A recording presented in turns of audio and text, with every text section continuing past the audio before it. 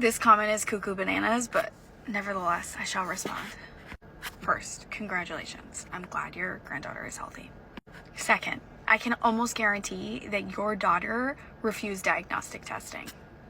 What likely happened is your daughter did an NIPT, she had an NT ultrasound, and a doctor likely said, I am seeing concerns or I am seeing markers for trisomy 21.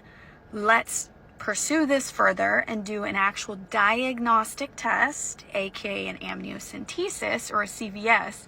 And your daughter probably said, no, which is fine. Like, all of that's good and dandy. But don't spread untruths. And certainly don't get on my page and spread untruths. I do want to talk about this thing that I see a lot too, where it's like, people are like, what if they were wrong? I'm like, that's wild and also cuckoo bananas, but here I am and I want to talk about it. So my husband is an Ivy League educated, Ivy League trained surgeon. So if my man says like he's comfortable with the science and the screening and the diagnostic and all the tools, like I'm comfortable because he's way smarter than me. Okay.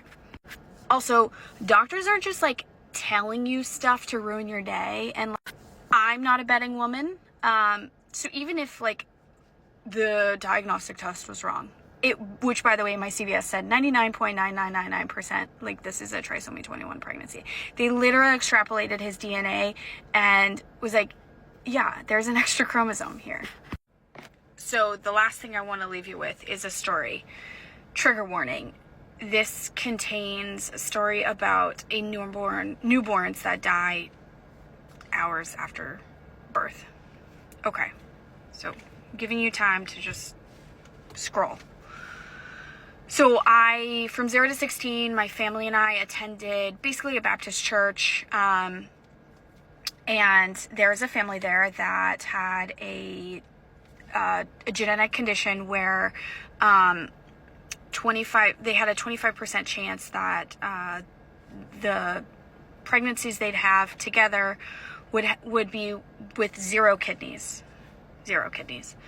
And she got pregnant 6 times, and 4 of the 6 pregnancies had that disorder. There were 0 kidneys, okay? So that's fatal, right? These are God-fearing, righteous people that attend church. They spent 4 pregnancies praying and having the church pray for a miracle, right, for 9 months.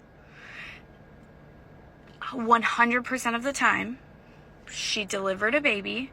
I think some of them may have also had been stillborn, but I'm not totally sure about that. And the ones that did make it through birth died in her arms and suffocated. Like a very painful, awful experience for everyone, right? So when you get on my page and people like you and you say something like, well, what if they were wrong? What if they're right? Just think about that.